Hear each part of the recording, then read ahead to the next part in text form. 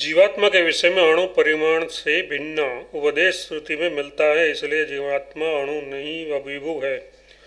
व्याख्या पूर्व पक्ष की ओर से जीवात्मा को अणु बताने के लिए जो प्रमाण दिया गया उसी श्रुति में स्पष्ट शब्दों में जीवात्मा को विभू बताया गया है। भाव यह है कि जहाँ जीवात्मा का स्वरूप बालक ग्रह के 10,000वें भाग के समान बताया है, वही उसको इस वाक्य से अनंत यथार्थ विभू होने में समर्थ कहा गया है। अतः प्रमाण देने वाले को श्रुति के अगले उपदेश पर भी दृष्टिपात करना चाहिए। उसके सिवा कठोपनिषद में स्पष्ट ही जीवात्मा का विशेषण महान आया है तथा गीता में भी जीवात्मा के स्वरूप का वर्णन करते हुए स्पष्ट कहा है कि ये आत्मा नित्य, सर्वव्यापी, स्थिर, अचल और सनातन है। गीता अध्याय 2 14वां श्लोक।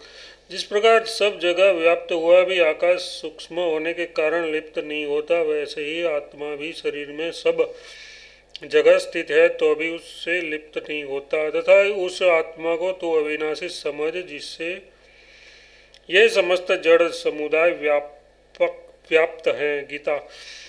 इन प्रमाणों के विषय में ये नहीं कहा जा सकता कि ये परमात्मा के प्रकरण में आए हैं। संबंध ये इस पर यह जिज्ञासा होती है कि यदि ऐसी बात है तो श्रुति में जो स्पष्ट शब्दों में आत्मा को अणु और अंगुष्ठ मात्र कहा है, उसकी संगति कैसे होगी। इस पर कहते हैं वह कथन उस बुद्धि आदि के गुणों की प्रधानता को लेकर है। जैसे परमेश्वर को अणु और हृदय में स्थित अंगुष्ठ मात्र बताया है, वैसे ही जीवात्मा के लिए भी समझना चाहिए।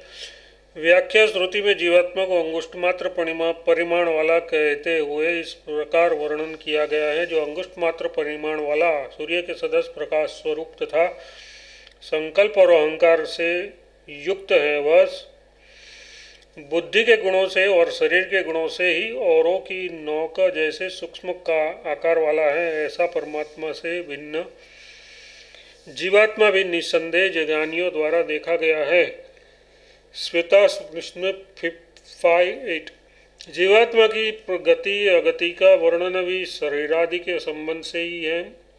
इससे यह बात बिल्कुल स्पष्ट हो जाती है कि श्रुति में जहाँ कहीं जीवात्मा को एकदेशी अंगुष्ठ मात्र या अणु कहा गया है, वह बुद्धि और शरीर के गुणों को लेकर ही है। जैसे परमात्मा को भी जगह जगह जीवात्मा के हृदय में स्थित तथा अंगुष्ठ मात्र भी बताया है, वह कथन स्थान की अपेक्षा से ही है। उस प्रकार जीवात्मा के विषय में भी समझना चाहिए। वास्तव में वह अणु नहीं विभू है, इसमें कोई शंका नहीं। पूर्व पक्ष ने जो बृहदारण्य और छांदोपनिषद का प्रमाण देकर यह बात कही है कि वह एक जगह स्थित रहते हुए भी नख से लोम तक व्याप्त है, वह कहना सर्वथा प्रकरण विरुद्ध है, क्योंकि उस प्रकरण में आत्मा के गुण की व्याप्ति विषयक कोई बात नहीं कही गई है तथा गंध, प्रदीप आदि का दृष्टांत देकर जो गुणों के द्वारा आत्मा के चैतन्य की व्याप्ति बताई है, वह भी युक्ति संगत नहीं है, क्योंकि श्रुति में आत्मा का चैतन्य गुण विशिष्ट नहीं माना गया है, बल्कि परमेश्वर की भांति सत, चेतन और आनंद ये उसके स्वरूपबोध लक्षण माने गए हैं। अतः जीवात्मा को अणु मानना किसी प्रकार भी उचित नहीं है। संबंध यहाँ यह जिज्ञासा होती है कि यदि इस प्रकार बुद्धि आदि के गुणों के विषय संयोग से आत्मा को अंगुष्ठ मात्र तथा एकदेशी माना जाएगा, स्वरूप से नहीं, तब तो जब प्रलय काल में आत्मा के साथ बुद्धि आदि का संबंध नहीं रहेगा, उस समय समस्त जीवों की मुक्ति हो जाएगी। अतः प्रलय के बाद सृष्टि भी नहीं हो सकेगी। यदि मुक्त जीवों का पुनः उत्पन्न होना मान लिया जाए तो मुक्ति के अभाव का प्रसंग उपस्थित हो जाएगा। इस पर कहते हैं जब तक स्थूल, सूक्ष्म या कारण इनमें से किसी भी शरीर के साथ जीवात्मा का संबंध रहता है, तब तक वह उस शरीर के अनुरूप एकदेशी सा रहता है। इसलिए भी उक्त दोष नहीं है। श्रुति में भी ऐसा ही देखा गया है। श्रुति में कहा है कि जीवात्मा का एक शरीर से दूसरे में जाते समय भी सूक्ष्म शरीर से संबंध बना रहता है। परलोक में भी उसका शरीर से संबंध माना गया है तथा सुषुप्ति और स्वप्न काल में भी देह के साथ उसका संबंध बताया गया है। इसी प्रकार प्रलय काल में भी कर्म संस्कारों के सहित कारण शरीर से जीवात्मा का संबंध रहता है, क्योंकि श्रुति में ये बात स्पष्ट कही है कि प्रलय काल में ये विज्ञानात्मा समस्त इंद्रियों के सहित उस परब्रह्म में स्थित होता है। इसलिए सुषुप्ति और प्रलय काल में समस्त जीवों के मुक्त होने का तथा मुक्त पुरुषों के पुनः जन्म आदि का कोई दोष नहीं आ सकता। संबंध प्रलय काल में तो समस्त जगत परमात्मा में विलीन हो जाता है, वह बुद्धि आदि तत्वों में भी परमात्मा से भिन्न सत्ता नहीं रहती। इस स्थिति में बुद्धि आदि के समुदाय रूप सूक्ष्म या कारण रूप से साथ जीवात्मा का संबंध कैसे रह सकता है, और यदि उस समय नहीं रहता है तो सृष्टि काल में कैसे संबंध हो जाता है। इस जिज्ञासा पर कहते हैं पुरुषत्व आदि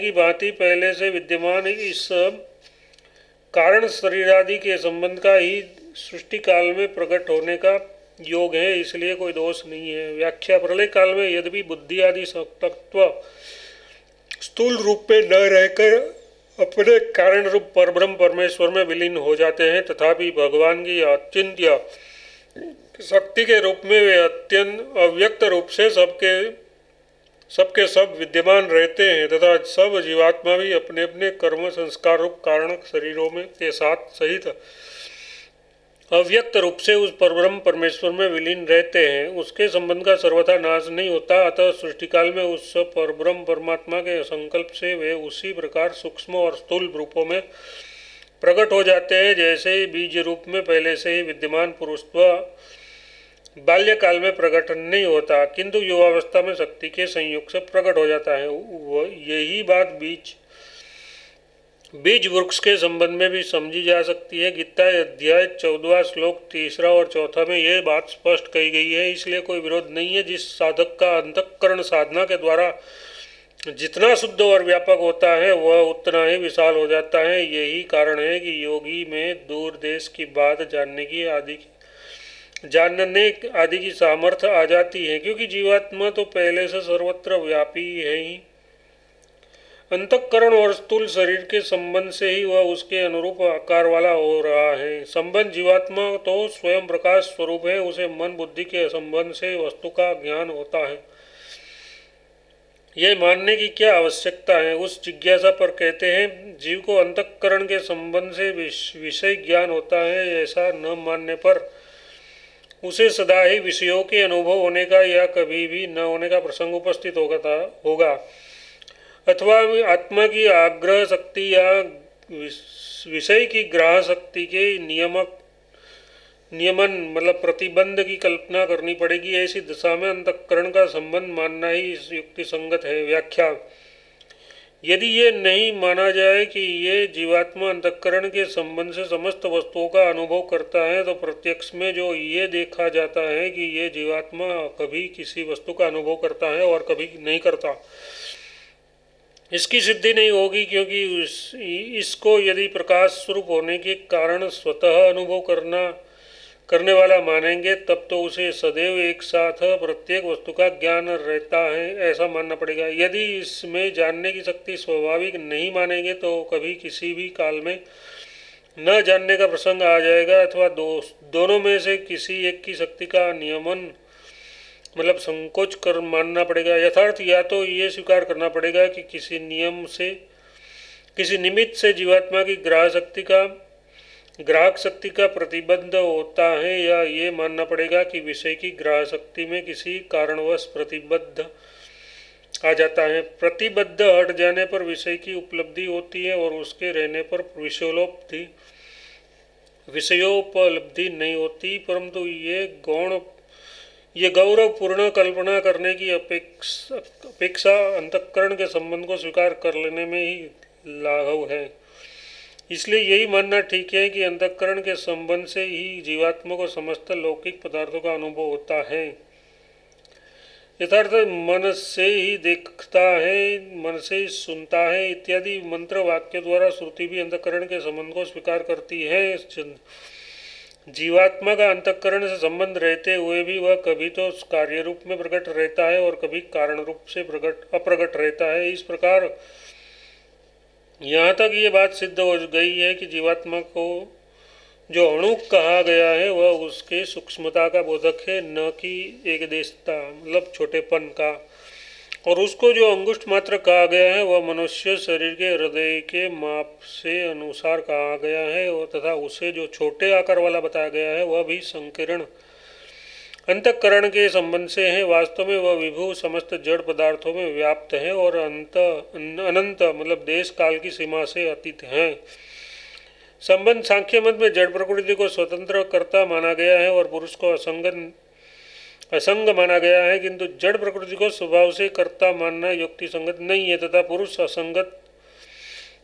असंग होने से उसको भी कर्ता मानना नहीं बन सकता। अतः ये निश्चय करने के लिए कि कर्ता कौन है अगला प्रकरण आरंभ किया जाता है। वह गौण रूप से जीवात्मा कर्ता है। ये बात सिद्ध करने के लिए सूत्रकार कहते हैं कर्ता जीवात्मा है, क्योंकि विधि निषेध बोधक शास्त्र की इसी में सार्थकता है।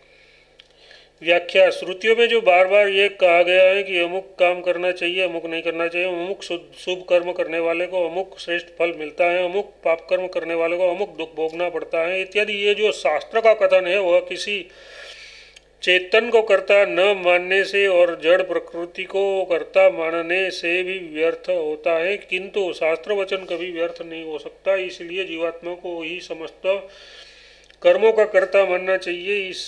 इसके सिवा श्रुति स्पष्ट शब्दों में जीवात्मा को कर्ता बतलाती है। यह ये ध्यान में रखना चाहिए कि अनादिकाल से जो जीवात्मा का कारण शरीर के साथ संबंध है उसी से जीवात्मा को कर्ता माना गया है। स्वरूप से वह कर्ता नहीं है, क्योंकि श्रुति में उसका स्वरूप निष्क्रिय मान बतलाया गया है। ये बात इस प्रकरण में अंत में सिद्ध कही गई है। संबंध जीवात्मा के कर्ता होने में दूसरा हेतु बतलाया जाता है।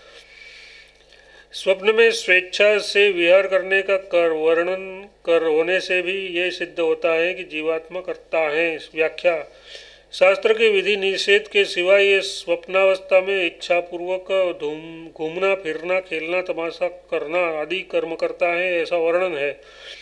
इसलिए भी ये सिद्ध होता है कि जीवात्मा कर्ता है। जड़ प्रकृति में स्वेच्छा पूर्वक कर्म करना नहीं बताया। संबंध तीसरा कारण बताते हैं